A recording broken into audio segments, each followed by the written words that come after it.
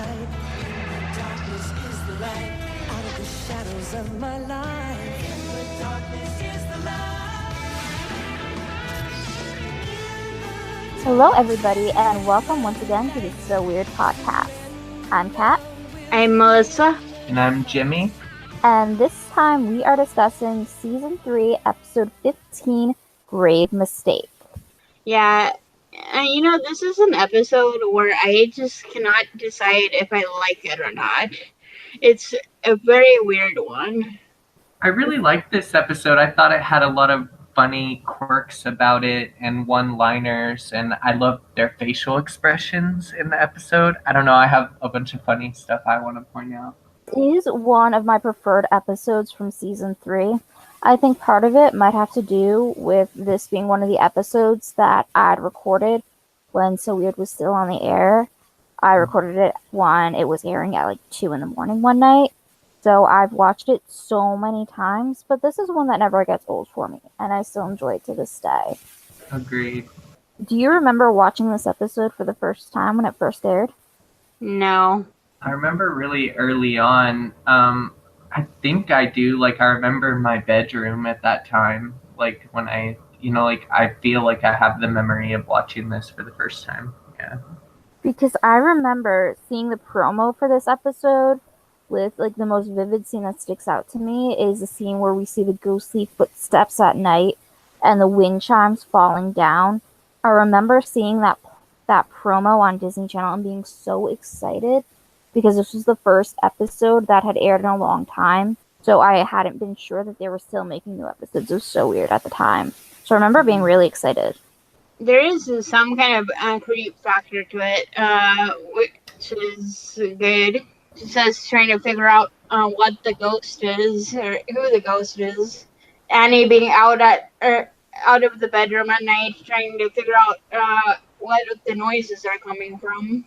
I think it's really refreshing that our monster of the week is a good old-fashioned ghost story. Yeah, I was going to say that. It feels really dark. It's kind of going back to basics a little bit, and it's cool that it kind of centers around the concept of Margaret going there to see Fee. Yeah. Let's start off talking about the voiceover scene. Because this one differs from the traditional So Weird, where it's a voiceover with some sort of history lesson behind it. Where we open up with Annie, Carrie, Jack, all watching this horror movie while Molly's working on something at the table. And both of the guys seem totally bored, and Annie's the only one into watching the horror movie. I really love that just Annie is invested in watching a scary movie, and that she's the only one being scared by it, and Jack and Carrie think it's lame. I think it's so fitting with her character. I think that kind of mirrors Alex's real feelings about horror films. I think she's just not into it. I just remember hearing that she gets scared by them. Well, I know that she recently was putting on her Instagram stories that she had seen the movie It, and she really liked it. Huh. So, I don't know. And then she does dark roles. She really does. One weird thing that I saw in that voiceover, though, did you guys notice that Molly was wearing glasses while she was getting some reading done? Since when does Molly wear glasses? Since Season 3, Episode 15. I've never seen Molly wear glasses before. It seems so weird that they just randomly appear now. Maybe it's Mackenzie wearing them. Well, what was she doing? Studying her lines before she went on? Maybe. Well, maybe. I feel like I've seen her wear them at some point. Now we'll have to, go back and look. But also, her character is, getting older. I don't know, it's Season 3 now. Molly needs glasses. I don't know. And then another thing that strikes me as odd is that Margaret shows up completely unannounced. Molly says that, she's an old family friend, but I haven't seen her in 15 years.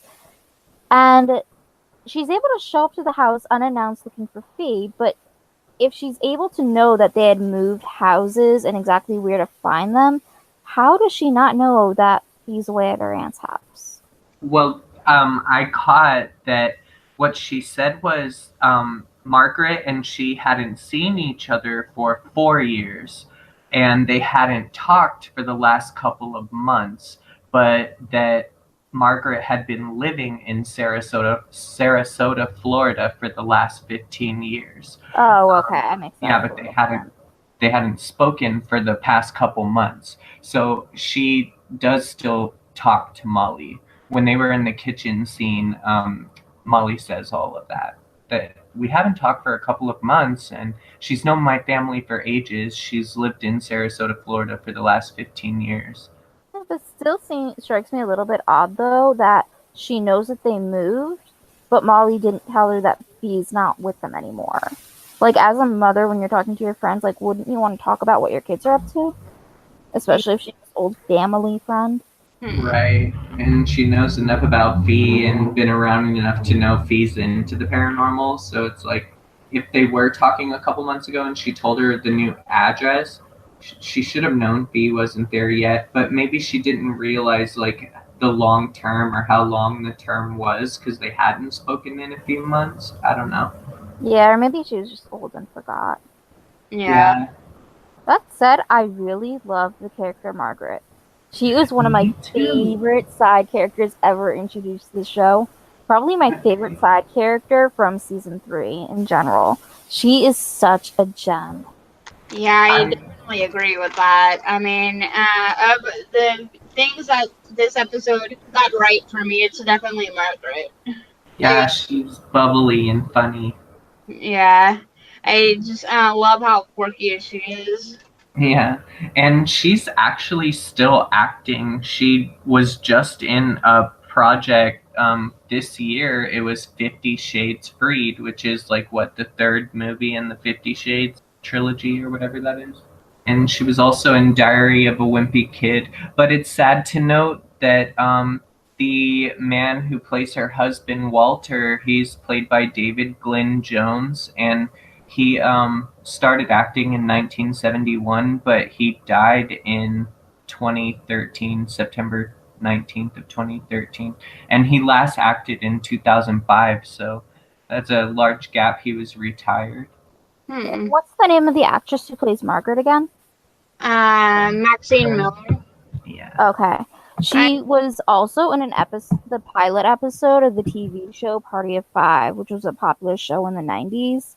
Yeah. And I rediscovered Party of Five when I was in my high school years. And I saw her and my face instantly lit up. I was like, oh my god, it's Margaret. She's back. And I was so happy to find her in something else. She has a really long filmography. She's been acting forever, like since the 50s. Yeah, I'm looking over right now and saw that she was in Kyle XY, which I was really obsessed with when it was airing. And also Smallville. Yeah, so I like from this intro where you said it was kind of different than the other intros. She says that the fact of the matter is, Annie says, that ghosts come in all shapes and sizes. Because I thought it was funny that, like, she's a ghost, but she hugged Molly, like, and they squeezed. Like, she hugged tight. That's one of the problems I have with this episode. Like, it's a good concept. I love the concept, but I just don't feel like it's executed properly. Which, honestly, describes most of season 3 episodes, but yeah. Yeah, I agree with you there. Well, maybe, like, she just really had such unfinished business that she materialized. Like, she really forgot that she died, that she was, like, material. Maybe. Or it goes by, like, ghost rules, like the Patrick Swayze movie, where ghosts are able to, like, physically impact the world if they tap into certain power. Yeah. And especially if they're so psychically powerful, but they aren't even aware that they're dead and they think they're still alive, then, like, how much more so would they be able to affect the physical realm and you know, trick people into thinking they're still alive? I feel like I've seen a similar plot line somewhere else. Maybe Ghost Whisperer, I don't know. The plot definitely seems familiar to something else. And I thought it was funny that, like, she goes to the store and she goes shopping for, like, stuff for chili. It's like, okay, so, like, the lady in the cart next to me in Walmart could be a ghost. Another section of this that has really stood out in my mind over the years is the scene where right after Margaret has arrived and she announces that she's going to be staying with them for a while to hide out from this ghost that wants her dead, is when Carrie acts as a TV presenter and turns to Jack and goes, "Tell us, Jack, what do you think about the ghost trying to kill Mrs. Joyner?" "I don't know, Carrie. Why don't you ask Annie? She believes in ghosts." And then Margaret comes in and says, "She's a smart girl. He's a smart girl, too. You have smart girls in this house, Molly." That scene is so deeply ingrained in my mind because back in the early days of YouTube, one of the first music videos for So Weird that was on there that I saw was to the song Smart Girls, which is actually by Anne-Marie Montad, who did some music for So Weird. And it is a brilliant music video of a lot of funny moments from the series. And that is the introduction before it goes into the music part. And, oh my god, it's so good. Everybody should go check it out. It's still up there. Yeah, I like those music videos that they made to her songs. Yeah, that's awesome. And I like the part where she says, "I've never been one to invite myself over, but I have to invite myself over." I thought that was so funny. Like the way she delivers her lines is so like on point, and that it really comes off quirky and funny. Yeah. Wow. I love Margaret so much. I want there to be a fan fiction where Margaret and Mad Max meet and get married late in life. I feel like they would be a very good couple. I would not have thought of that, but yeah. Well, they're both two of my favorite side characters. They're both quirky, elderly, single. I think they would be a good match. Now, is Mad Max the one from? Singularity. The baseball episode. Oh, him. Yeah. Oh, that would be funny. Yeah. But she's already dead. No, she's not. I wonder how long she was a widow before this episode, or before she died. Yeah, all we see is a picture of like her and Walter with Molly, and Molly has long hair, so it's from like when the kids were little. But yeah, who knows? Speaking of romance, though, there is a lot of Molly Carrie fodder in this episode. I noticed that. Like right in the beginning, Carrie's there, and you just have to wonder, why is he there? Is he there to hang out with Jack or with Molly? And then the next morning, Jack seems annoyed that Carrie's back, barging in for their breakfast time. Like, why is he even here? And he says that he's here for Molly's Spanish omelets. And she's totally cool and tells him that, "Oh, you're welcome here for free meal anytime." It just feels like something is going on between Molly and Carrie. Like, season 3 is the reason why the Molly Carrie ship exists. It was never like this in season 2. In season 2, it was still like Mrs. P, but now it's Molly. Something in their relationship has changed. The subtext is there. Yeah, I remember throughout the podcast this season when you guys were covering season 1 and 2, and I'm like, okay, just wait till season 3. There's a lot for the Carrie Molly shippers there. Yeah, like if it wasn't for season 3, I don't think anybody would have thought of the Molly Carrie ship. Because even the founders of this movement, the defining moment for them was in the episode Voodoo when they locked eyes. Yeah, I don't personally ship them. To me, it's just a little bit too weird, but I can see why other people would. I guess I kind of do. Like, it does kind of seem like he's waving his thing around a little bit in this episode when Jack does, like, noticeably, like, seem annoyed that he's there. And he, like, goes, "Well, I'm just going to get, a bowl of cereal to start it off." That scene right there when he looks at Molly and then he looks back at Jack and Jack is like, "Whatever, dude." Like, it's almost like he's trying to show, like, I could be here whenever I want, Jack. Like, your mom likes me. I know, it feels like a stepdad, your stepson. Yeah, I noticed that this episode a couple of times because he's always wanting to come and eat their food. And I actually noticed, I'm like, how much kids take advantage of their parents. Like, all of that food is coming straight out of Molly's pocket. You know, like, she is paying for all those kids, like, with her career. And he always comes over and just eats her food, even though she pays his parents to, like, for all of them to survive, and then he comes and eats her food too. Honestly, Well, kind of, clearly she doesn't pay them enough then, if they can't afford to feed their kids. Yeah. I do the same thing. I will go over to my friend's house. She lives with her mom. Once I'm there, it's like my house. I'm eating all their food, and yeah, it's Well, it is like that when you have friends so close they're practically family. yeah. But I think Well, it's the case with the Phillips and the Bells. And it's okay sometimes, but, well, I guess it's different because, as we've seen from previous episodes, like Fountain, Carrie has been with her his whole life, basically, like around Jack and with the Phillips family. So, of course, he feels comfortable. He feels like it's just his house, too. Yeah. So, moving on with this episode, the creepy stuff happening is that Margaret keeps getting these messages, "You're dead," popping up everywhere. Like, alphabets in the cereal, spelling it out for her, knocking a bowl of buttons down, and the buttons magically spell out "you're dead." Steam from the kettle coming on and fogging up the window, and then it's spelling out "you're dead." Just the messages everywhere, and it terrifies her. Do you guys think, like, is that more of a creepy thing, or is that too, like, juvenile and kind of wacky for So Weird? I feel like it's somewhere in between. I liked it. Like, I remember being, like, really stumped the first time I watched this episode that, oh, she's dead. You know, like, when I was young, I didn't pick up on that, and I just thought this ghost was following this old lady around. But I guess after you hear it so many times, then you kind of pick up on what's happening. But I did think it was funny with all of the bad shots of "you're dead."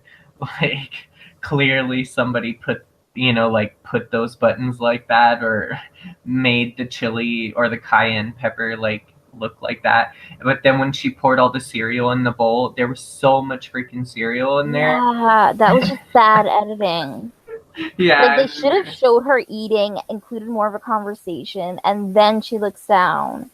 Yeah, and even after that scene, like when it spans away to switch to the next scene, her bowl is like full of cereal again. And it's like, but we just saw that there was like no cereal and milk in there. Yeah, watching it as a kid, it did get to me though. I remember feeling like, oh no, this lady is being threatened right now. And then the ending I thought was pretty effective because it's a unique take on the whole Casper the Friendly Ghost mentality. Yeah. This ghost isn't being malicious. He's trying to do his wife a favor and just inform her that she has passed away and hasn't noticed it.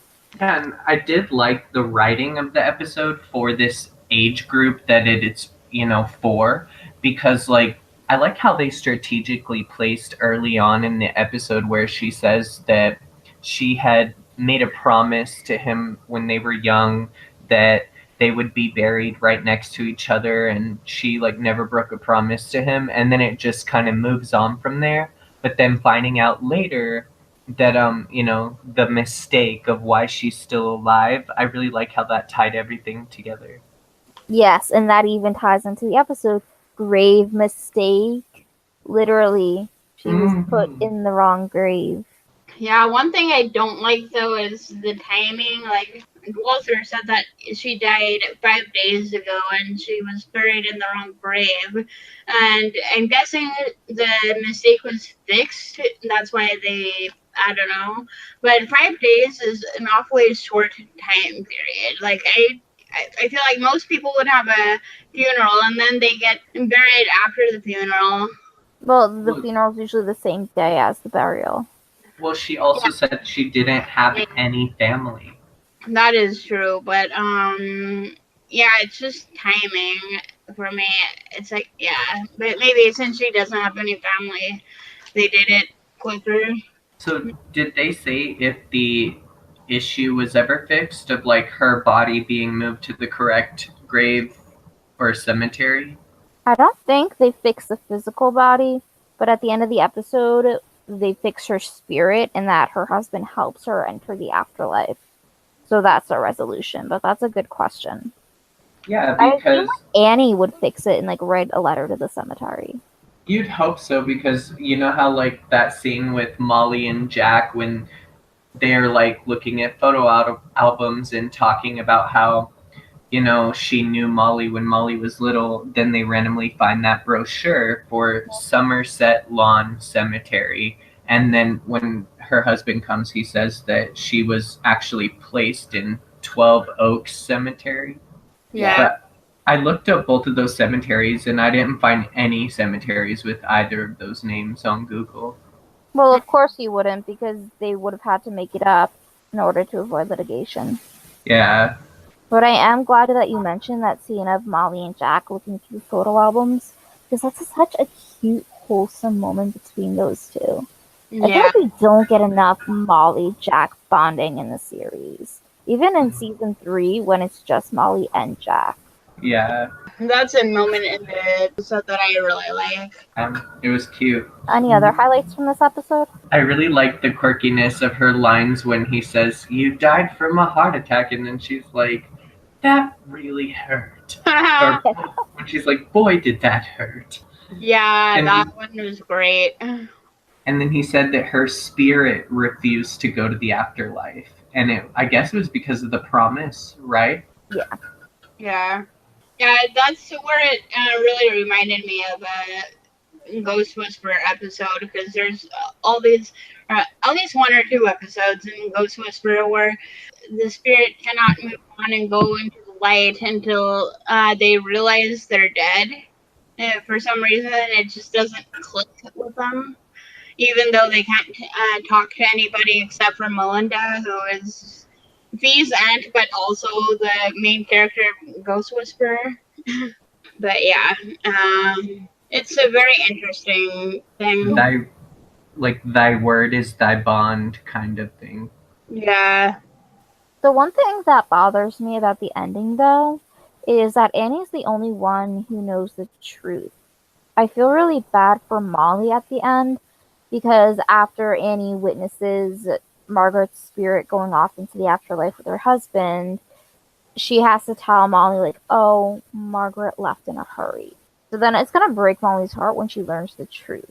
Yeah. And the date that she died. Yeah. Like, that's just a loose end that's left hanging. The writers are like, nope, not going there. We're never telling Molly that her old family friend died. Right. That's funny, because when she does find out, it's going to be probably a long time, like years or so. That's gonna hurt. Well, just think. She's never Yeah. finding out because the series is never being renewed. Mm-hmm.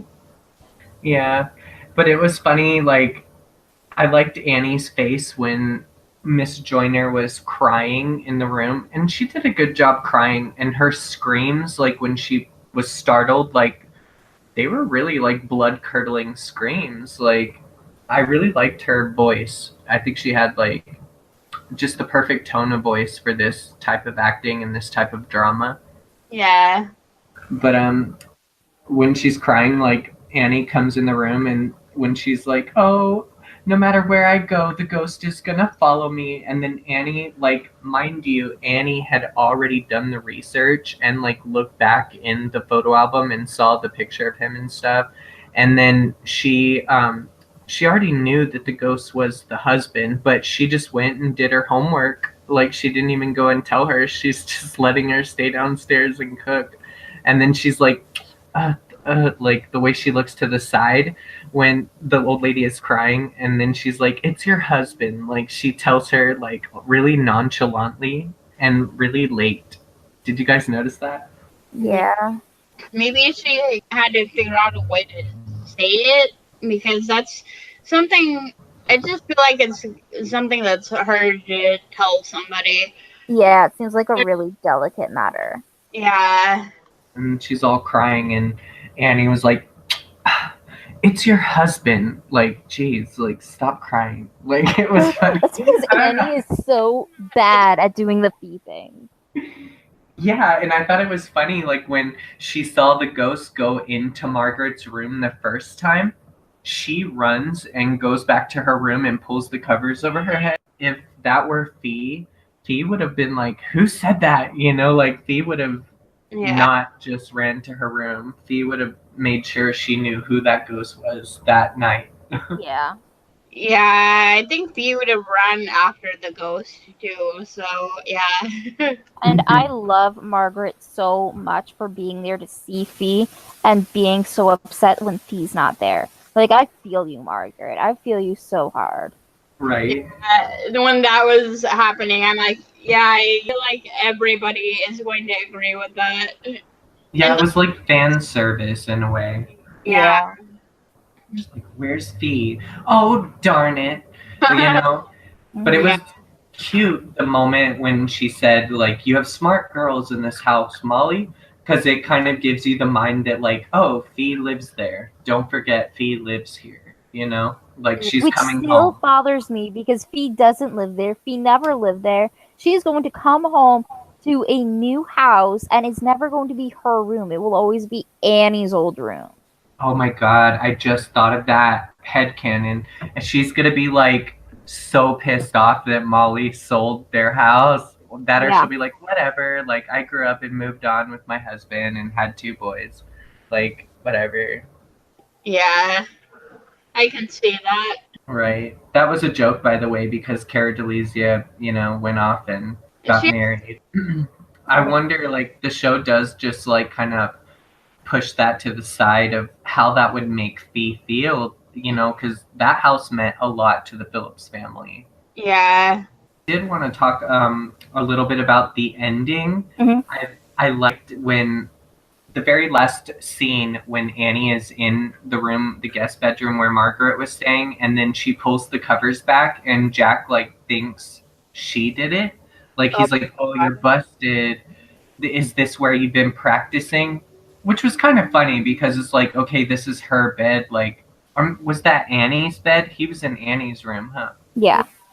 Oh, yeah. And then, so I guess he thought she was practicing in her bedroom. But then she lets him think, like, oh, yeah, it was me. You know, it was me that was putting "you're dead" and all those things to hurt that old lady, like, and make her scared. It was me. Yeah, you're right, Jack. Yeah, it's a total Johnny moment that I loved. It was funny. I was like, but then the look he gave her, he was like, oh my god, do I know you at all? But I can't believe she let him think. Like, if you really think about it, she let him think that she was the one antagonizing that old lady for no reason. Yeah, when you look at it that way, it sounds terrible. But I thought of it more as like she just doesn't want to get into an argument with Jack. Because Yeah. Jack can be so stubborn. And Yeah. it's something that it has always annoyed me a little bit. The fact that he has to find a logical explanation, even if like it turns out into accusing Annie of doing something like that. Like he puts his need to be right above what he thinks of other people, if that makes sense. Yeah. I thought it was funny too that he said he liked Miss Joyner, even though she's kooky or whatever. But Yeah. the whole time she was running around screaming that ghosts were real. Like, why would you like her, Jack? Yeah. I think it just amused She's him. gone. Well, once somebody's gone, like you always say, "Oh, I like them." Yeah. Or maybe it amused him that she knew Molly when Molly was young. Yeah, he did say that. Crazy. It makes me think, like, did she know Rebecca? Probably not, because neither do the season 3 writers. I know. Right? Sad day. On the ratings then? Yeah. Okay. Ratings time. Melissa, how would you rate this episode? I feel like I would give it like a 6.5 to 7, just because while I do like the quirkiness of it and all that, I still have my issues with it. Like I said earlier, it's a good idea, but not executed well. No, for me. But yeah. Jimmy, what's your take? I feel like I want to give it like an 8 out of 10 just because I did like the way it was executed, only because I felt like the house was an actual character in this episode. I feel like you get to see a lot of scenes of how pretty the new house is and the pretty colors of like the yellow walls and the beautiful bar with all the fruit and the seasonings on it. I don't know, it just makes me feel nostalgic for this season, and this episode showcased the house really well, like as a character, and I like that. And I really love the acting, um, you know, by Maxine Miller. She did really well as Margaret Joyner, and sadly, we never got to see her in an earlier episode or a later episode, but she did so well in this one. It was like a staple. So yeah, I guess 8 out of 10. Yeah, I would give it like a 7.5, maybe an 8. This does stand out as a solid season 3 episode for me. It's funny. It goes back to the So Weird roots with a ghost story. It has all these mentions of Fee. Margaret is a total gem, and we get lots of Molly Carey action in this one. I think that what it loses points for me is the fact that it's a season 3 episode. Annie is never as good of a ghost hunter as Fee, and she never will be. Yeah. But I do remember fondly seeing the promo for this episode, seeing those footsteps walk across the room, and getting that excitement of like, yeah, So Weird's back. I can't wait to watch it. I really miss being able to look forward to season 3 episodes. Yeah, are the footsteps included in the intro, like, or the theme song of the season, or not? I feel like No, because it's too late in the season. that would be a perfect thing to have in the theme song. Yeah. If there were a season 4, it probably would have been included. Yeah. It's montage worthy. It is. Now I want to find that old promo. I know, me too. I might have it somewhere. I have lots of promos. You have everything. Well, not everything, like, I am missing some stuff, but, yeah. Yeah, it just seems like you have everything. I try to keep track of everything. I really do. Alright, so now we're going into our feedback corner. This first comment is from Miss Saya on the episode Still Life. Thanks again for reading my comments. I love your podcast, and don't forget next year the Disney streaming service is coming. So let's cross our fingers and have hope that So Weird will be on there. Also, I haven't seen The Chilling Adventures of Sabrina yet, but I can't wait to check it out next on my list of things to watch. It's just one of those things I might like. I used to watch the Constantine show before it got canceled. That show was pretty dark and had some disturbing images. But I enjoy it, and Sabrina gave me the same vibes as Constantine, so I really hope I end up liking it when I checked it out. Thank you so much for that feedback. I'm really hoping that Disney does include So Weird with that streaming service, along with all the other original shows, because it's a pity to just let them go to waste. And please, if you haven't checked out Sabrina yet on Netflix, do it because it is so good. It's radically different from the original, but I think that makes it all the better, because if it was going the comedy route, it would never live up to the original. They took it in a totally different direction, and it's really cool. Yeah, I love that it pays homage to the original Archie comics, but with a gothic twist. It's really good. I have not checked it out yet, but I'm thinking about it just because I watched Riverdale and it takes place in the same universe. So, okay, second comment. This one comes from Gracias on the detention episode. He says, "This is the episode I remember the most, how they had to write on that chalkboard until the chalk was all the way down to almost nothing. And the watch, I don't know, it made me never want to get detention, that's for sure." Yeah. I felt the same way. This episode made me fear detention so much. So thank you guys for the feedback. We really do appreciate each and every comment. And it's awesome to see so many fans still dedicated to the show after all these years. Absolutely. Thank you. Right, so one other announcement I think that we would all like to include as part of this podcast is that Alex Johnson has been tweeting out some information regarding her sister McKenna. Yeah. You guys want So McKenna, she's 24 years old, and she was just diagnosed with stage 3 cervical cancer. And there's a GoFundMe where you can go donate whatever you can to help with medical costs and all that. Right now it's at about $6,000. Yeah. So please go and donate if you can to help this cause. Our hearts really go out to Alex Johnson and her family and McKenna. Our prayers are with you, and we wish you a very speedy recovery. So if you can go and donate to help this cause, to help McKenna Johnson fight cervical cancer, please do. Yeah, maybe we can put the link down in the links down below. Mm-hmm. Yeah, this is a really important cause to signal boost. Alex Johnson has signal boosted it. Mackenzie Phillips has signal boosted it.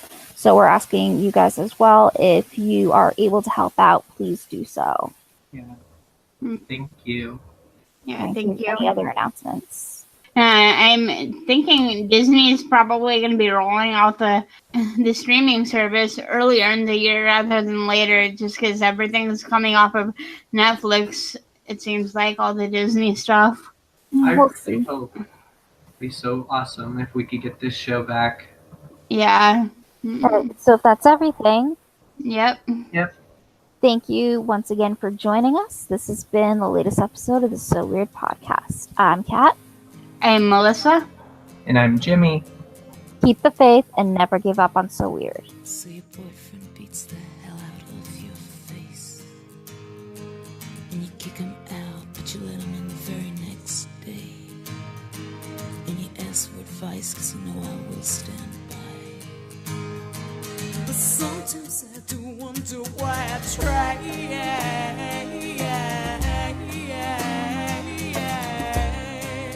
Smart girls can be so stupid. What you need to get over? Have you never seen Oprah?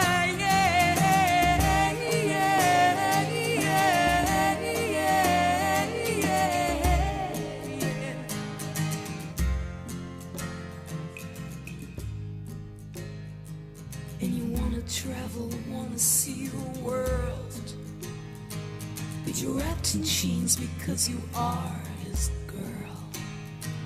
And you ask for my strength cause you know I am your friend, but I can tell if you don't help yourself.